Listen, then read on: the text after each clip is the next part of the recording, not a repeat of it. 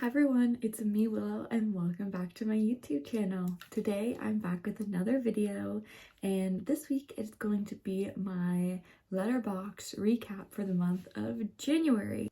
So why don't we just get right into the list?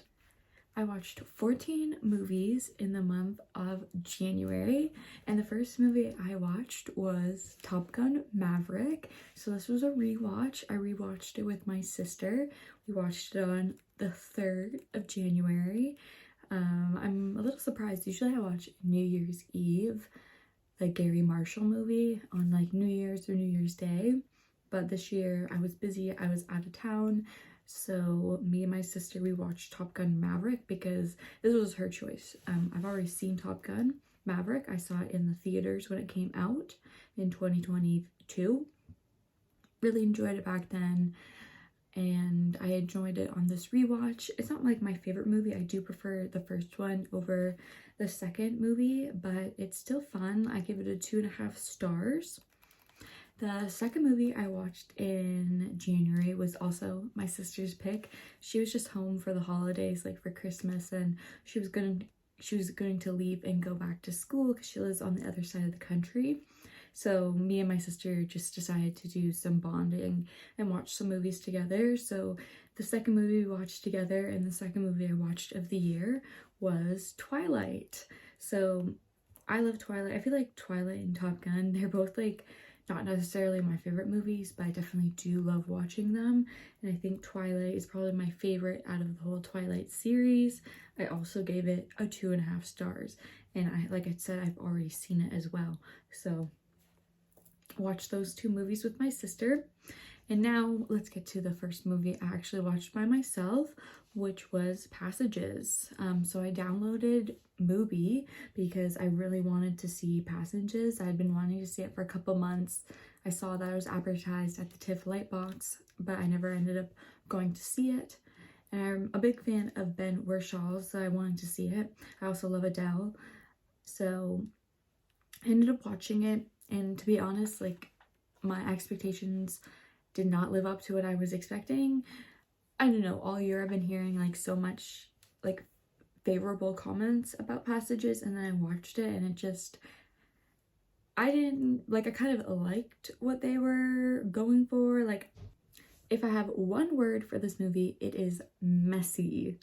The first scene just shows the audience who Thomas is, and expecting a change in his personality is never going to happen.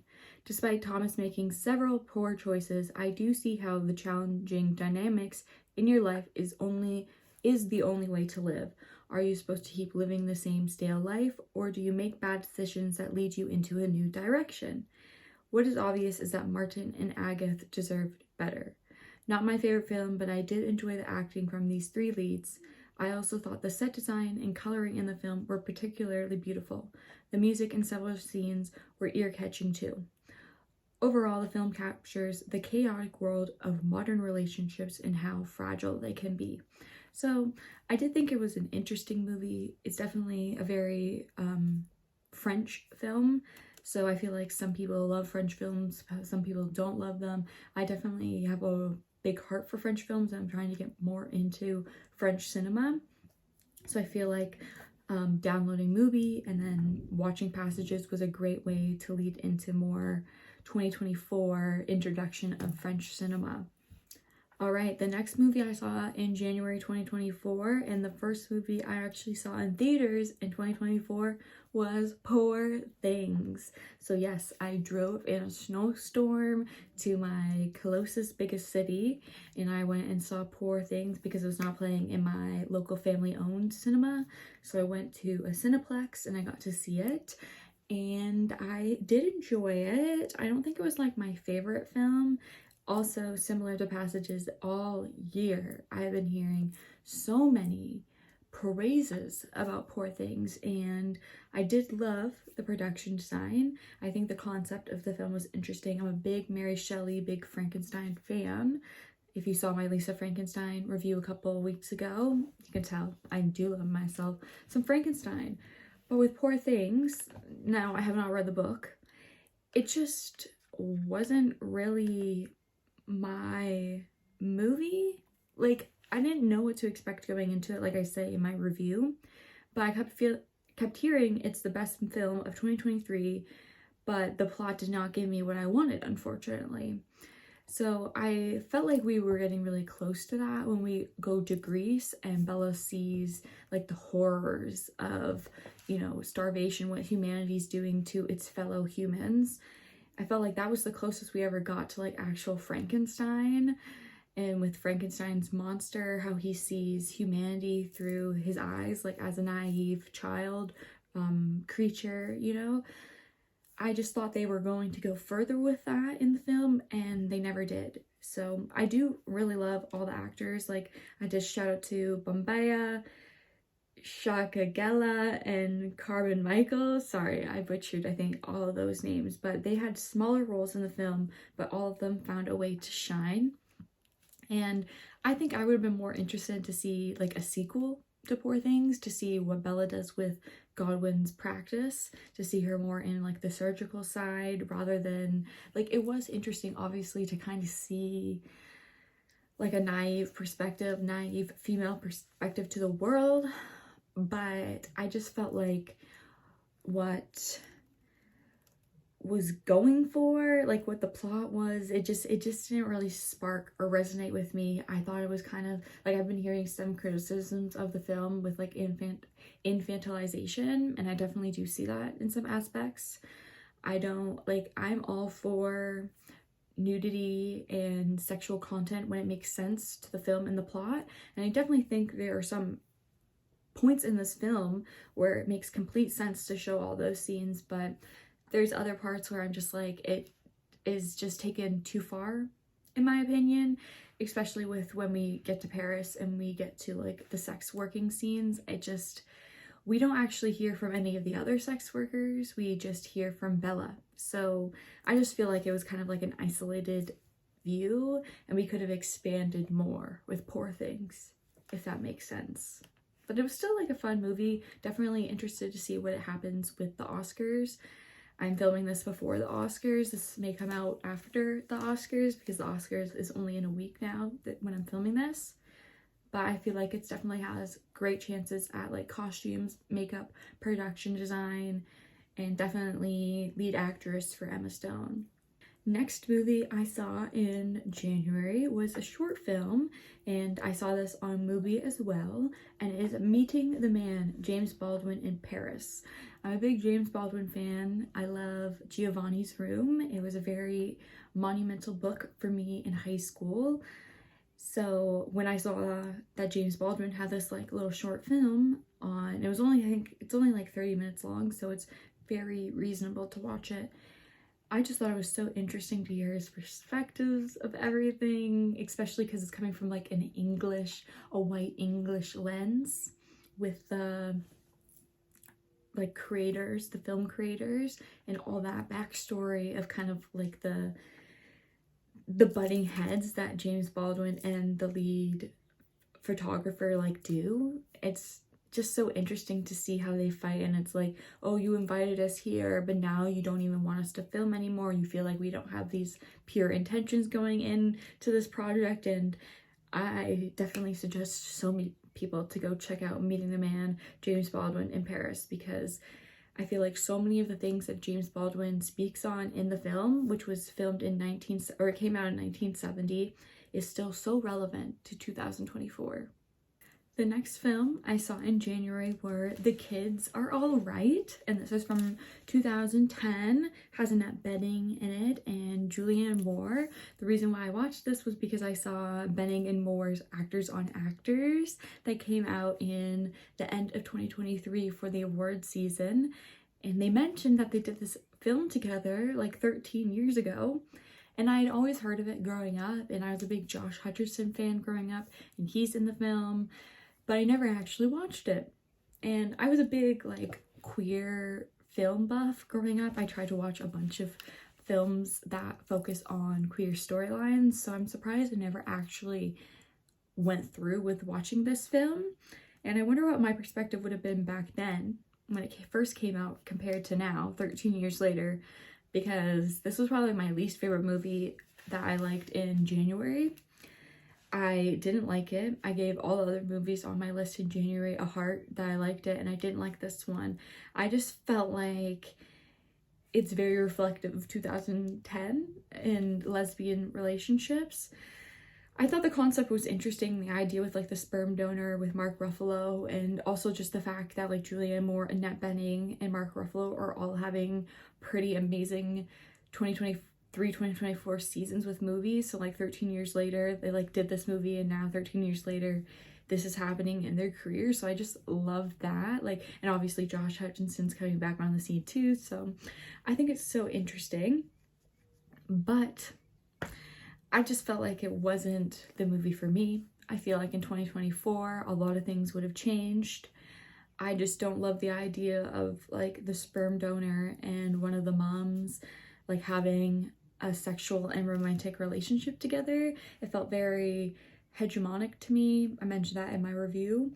I just felt like it was a sad perspective, and the writing is very dated. Like doing a 2024 watch to this 2010 movie, like it just didn't rub me the right way. I thought all the acting was great, and when I researched this film later and found out that it was like I believe it was Oscar nominated, I was just like, oh, okay. Like, obviously it makes sense. It was very progressive for 2010, but even in 2010, I feel like there were still movies, like it was progressive in the time where I feel like so many women loving women films are still struggling to get out today. So it was obviously very progressive to have this film out at that time, showing two women loving each other, having a family. But then I feel like obviously all relationships are complex and messy.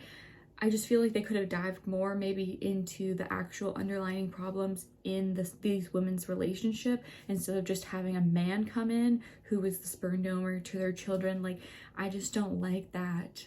The intent, like the underlying dialogue that's kind of put in there, like, oh, when he comes in here, he's breaking up their marriage, when obviously before the sperm donor comes in, there's serious problems with their marriage already. And I feel like they could have addressed that more, especially with Annette Bening's character with her drinking problem. Like, I thought that was interesting, and I don't know why they didn't dive more into that. They kept alluding to this drinking problem that she had, yet they never came full circle with it. And I feel like the ending just really wrapped up really fast, and it made no sense to me. So yeah, I give that movie a 2.5 stars. My next movie, which is Good Grief, Dan Levy's directorial debut. I watched this with my mom on Netflix, and I liked it. I thought it was fun, but I did think I was going to get a little bit more out of it. I thought it was a little dry.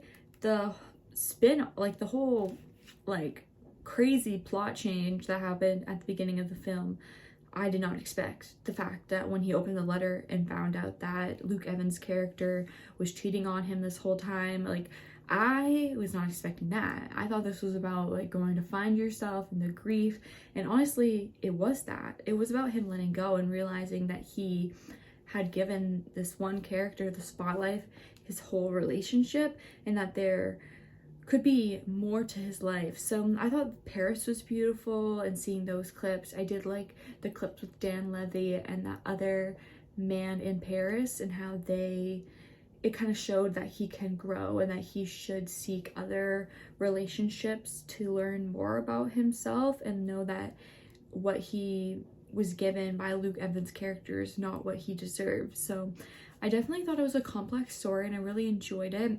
And obviously I love Schitt's Creek, so I'm really interested to see in the next couple years, like now that Dan Levy's done his directorial debut, I'm interested to see what else he does with his work. And that's what I said. Despite this not being my favorite movie, I do see great potential with Levy's work, and I will be excited to see how he continues to grow as a writer and director and as an actor, let's be honest. The next movie I saw was The Iron Claw, and I saw this movie as well in theaters.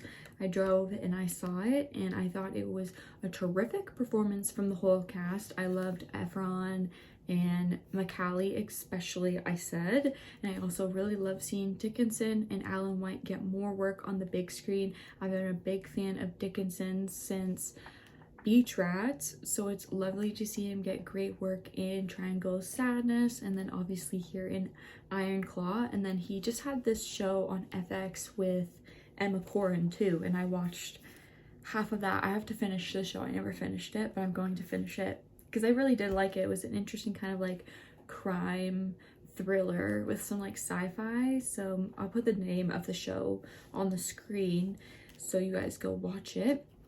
But yeah, I thought this movie was very fun. I loved the coloring of the film. I also enjoyed the black and white in the first scene. This is the third film in 2023 I pointed out that uses black and white to indicate that a significant time has passed. I know Maestro used that, and I am blanking on the other film. There's another film. I'll put it on the screen as well. It's another Academy nominated film. But a lot of films in 2023, 2024 use black and white to indicate this, and I really do think that it adds to it. And I liked also like the use of like kind of religious themes as well. I think it's interesting how they use the black and white in the beginning, and then obviously near the end they kind of use like the light flares or as symbolisms of passing on, going to heaven maybe. So I feel like the coloring and the lighting and all these different effects really added to the overall element of the film. Obviously, like I said, the entire cast, I really did enjoy the actors and the ensemble scenes together. I said in my review, I thought that the film points out generational and religious trauma, and how they approached that in the film was very beautifully done. And I don't know much about the Von Urchin family or the brothers or wrestling really in that world, but I thought it was very beautiful to show us that, and how we may think that the entire thing's fake, but in reality there is a very grand realness to the whole spectacle of wrestling. The next movie I watched in January was The Love Witch, another movie I'm surprised I have never watched before. After I did some research on the film, realized that the writer and director, she basically did all of like the costuming, like everything. She sewed stuff, she made the production design, she created paintings that were featured in all the paintings that were featured in The Love Witch are done by Biller, and I was so like in awe. I know so many people have talked about The Love Witch. I know The Love Witch is kind of like a big femcel movie. Definitely would category myself into the femcel cocotte girly. I'm not limited to that, but I definitely say I dip my toe into that more often than not.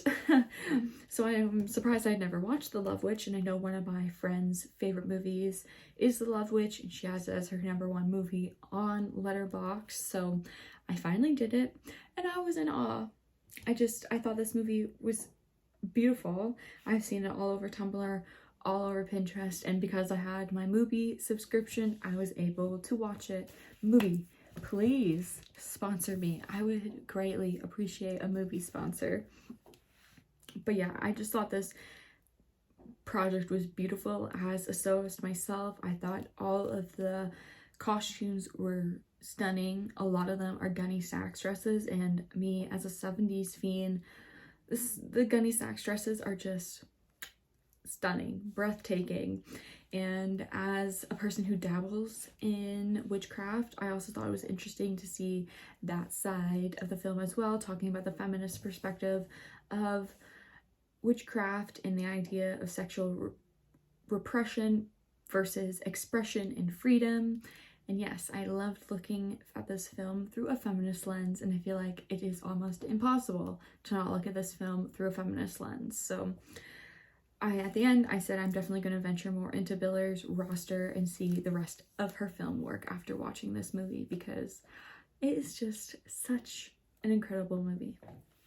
Next movie I watched was We Will Rock You, and I saw this in IMAX. This is my first ever IMAX movie. I'm actually kind of shocked that I've never seen an IMAX movie before, but I went and saw this with my mom and my stepdad. They were offering it, and I've already seen several of these film clips on YouTube. I've seen like the We Will Rock You, another one, Bites the Dust. In Love with My Car. So I was just blown away by the big screen, just seeing this. I wanted to see it as well because it was their Montreal set, which I've always felt connected to, like I said, because I've seen these clips on YouTube, and just because I'm Canadian, I think it's interesting to see Canadian performances. So yes, it was incredible. This is the 27 digital remastered of the 1981 documentary, and they put it in the IMAX quality. I give it a 5-star, because how can you not give Queen 5 stars on IMAX? The visual and the audio quality were terrific. Like I said, I could see the sweat fall off Freddie's forehead, so I thought it was great. Get Down, Make Love, Save Me, and Another One, Bites the Dust were just some of my favorite songs that were featured in it. And it's great to hear the mix of Freddie and Roger's vocals was surreal, and seeing Brian's guitar solo and John's little dances were both top-notch. The colors of the stage lights and how the film crew from the 1981 created silhouettes of the bands in the shadows was overall just such a visual, stunning masterpiece. So yeah, maybe you guys can't see it on IMAX because it's not in Cineplex anymore playing on IMAX, but I would definitely still recommend seeing Queen's We Will Rock You, the Montreal 1981 show. Alright, we are getting to the end of the list, guys. The next movie I watched in January was A Long Way Down, which is a 2014 film. I have watched this film several times. I think I first found it when it came out in 2014, 2015. It has Pierce Brosnan in it. It has Toni Collette in it. It has Aaron Paul in it. It has Rosamund Pike. Just such a stacked British film that nobody fucking talks about. I also love Imogen Poots in this film. I think that she has some of the best scenes. I love her one scene where she's singing Tragedy in her room and then she goes up onto the roof when her father comes to confront her. I think that's a beautiful scene. I think the whole subplot of her and her sister and how her sister went missing, she's a politician's daughter, I think that's very interesting as well. I think Toni Collette's whole storyline where she's taking care of her son is very interesting as well. And honestly, I don't know why more people don't recommend this for people. I wish more people recommended this movie. I know it's not like a masterpiece, but I still think it's a very good watch, and a lot of people would appreciate the performances that are featured in the film. And then since the Gotham Awards, I've been hearing about Unknown Country, which Lily Gladstone won Best Actress for. And then she's nominated right now for the Oscars for Best Actress for Killers of the Flower Moon. And with my movie subscription, they had The Unknown Country, so I decided to watch it. Did not regret it. I gave it 4 stars. I thought it was such a beautiful yet subtle film. I think it's really highlighted a lot of Indigenous creators and just like the Indigenous life. I feel like a lot of people who are from the West, who are American or Canadian, there's obviously a very deep-rooted history of Indigenous cultures in both lands, yet both lands have deep history of genocide against Indigenous cultures. So I really enjoyed seeing just the daily life of Lily Gladstone's character. I think it's interesting that Tana, we get to see her in these isolated moments as an Indigenous woman, especially some scenes in the nighttime, like the one scene where she goes to the gas station, she's going to fill up her car, and then she feels oddly threatened by this one man who was in the gas station and then goes into his car, and she feels like he's following her, when it turns out he's not following her. But just having that idea of a threat of being an Indigenous woman in America, traveling by yourself, just trying to find yourself, you know, always having that constant threat on your back, having to watch yourself, being like, is it even safe enough for me to travel by myself?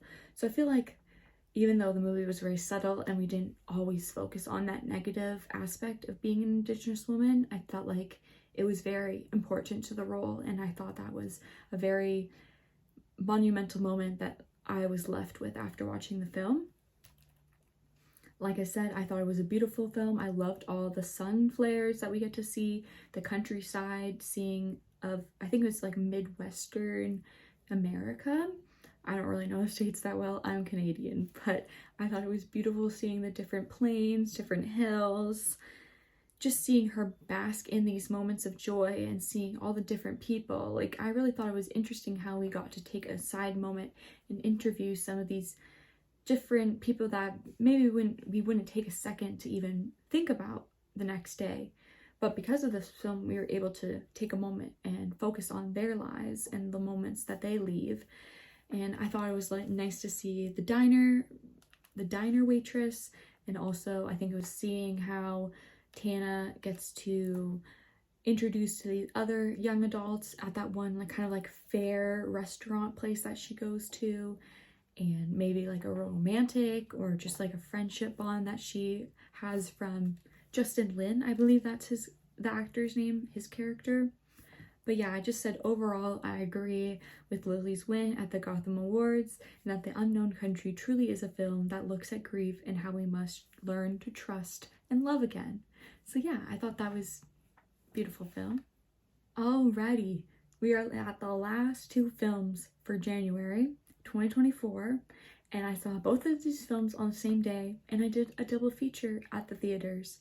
So the first film I saw on January 30th, which was the last films I saw in January, was The Zone of Interest. I've been wanting to see The Zone of Interest for months. I've been hearing things since, I believe it came out at Cannes. It may have came out at Venice, I can't remember. But that's kind of around the same time of the year. Venice is obviously a little bit later. But I've been hearing all these things about this experimental Nazi film, and I was like, okay, I wonder what it's going to be like. And then obviously it kind of died down. I've been hearing some people think it wasn't going to do well because of the experimental factor of it. And then it gets these nominations at the Golden Globes. And then it gets all these nominations at the Oscars. And people were shocked. And then it wins sound at the BAFTAs.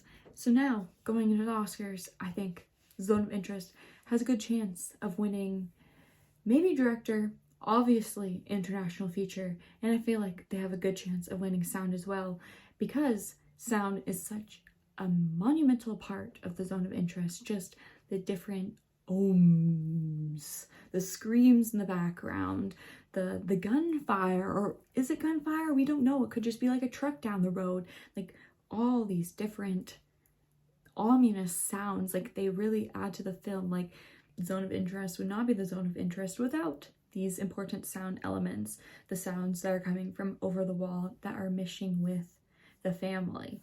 So yes, I thought it was a great film. I really did like the experimental things with the black and the white and the red, the flower that they show, the different scenes. I think following the Polish girl was also very interesting as well. It took me a couple of moments to really realize what was going on. I was like, okay, what is this scene? Like, I had known that there was experimental elements going in.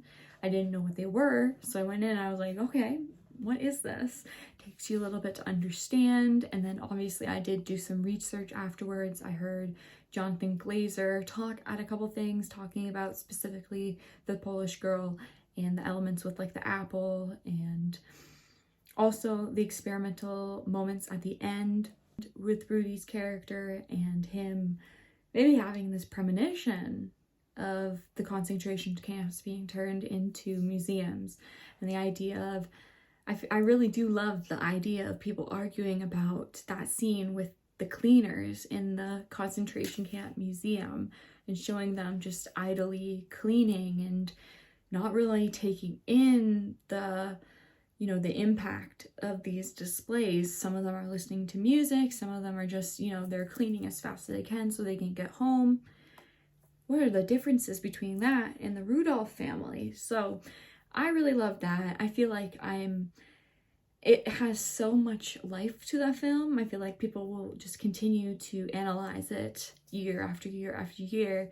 And I'm very grateful that it's gotten a lot of nominations in the 2024 Oscars. We'll see on Sunday, March the 10th, what happens with the film. And speaking of the Oscars, the last movie I saw after The Zone of Interest, and the last movie I saw in January, was American Fiction, which is also another highly nominated movie for the 2024 Oscars. I did really like American Fiction. I thought it was very funny. I thought it was a good movie for 2023-2024. Obviously, it won the big prize at TIFF. I did not get to see it at TIFF, but it caught a lot of momentum after TIFF. Everybody's like, oh, what is American Fiction? I feel like not a lot of people were talking about it beforehand, but when it won the prize, people were like, let's go see it. And American Fiction just currently won the Scripters Award for Adapted Screenplay, so I really do feel like it has a great chance of winning Adapted Screenplay over Barbie. I know a lot of people are talking about this. I believe American Fiction also just won. I can't remember which award show it was. I'm gonna put it right here because it's driving me crazy because I can't remember which one it was. They just won Adapted Screenplay as well, I believe, which was a big shock over Barbie because everybody's been talking about Barbie thinking Barbie's gonna win. But I feel like we are not going to see that. I feel like we are going to see something entirely different win, and I have a big feeling it could be American Fiction. So both The Zone of Interest and American Fiction were two films this Oscar season that I felt like were lower on the list. And movies like Maestro and Killers of the Flower Moon and even Past Lives I thought were going to do better than American Fiction and The Zone of Interest, but it's the complete opposite. So I definitely have Oppenheimer, Zone of Interest, and American Fiction as some of my top films for the Oscars 2024 going into it next week. And yes, that is the end of my Letterboxd January 2024 recap. That is all the films that I saw. I did watch a little bit of X-Files, and I did watch Mr. and Mrs. Smith, the new Amazon Prime TV show with Donald Glover and Maya. I'm sorry, I can't remember what her name, but Maya, she played played Jane.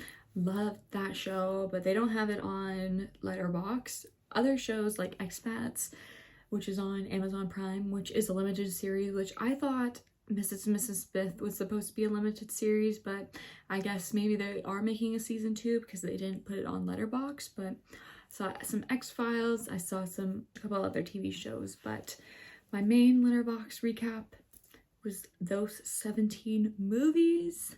And yes, I feel like 17 movies was a lot, but it wasn't even like one for every day. I know Edgar Wright, the filmmaker, he has the goal to watch a movie every single day of the year, which I think is a great goal, but like sometimes it is too hard to watch a movie every single day of the year. Because I know February, I watch way more movies in February, and it's a way shorter month, January. But yes, thank you guys for watching this video. I know it was a little bit of a longer one, but hopefully you guys sticked around and maybe you guys had a favorite movie that I watched in January. Please comment down below your favorite movie or the favorite movie that you guys liked out of my list. Please leave a thumbs up and subscribe because all 3 of these things really does help my channel grow, and I really appreciate all the support I can get. So yeah, thank you guys so much for watching this video, and I will see you guys in my next Letterboxd recap for February. Bye!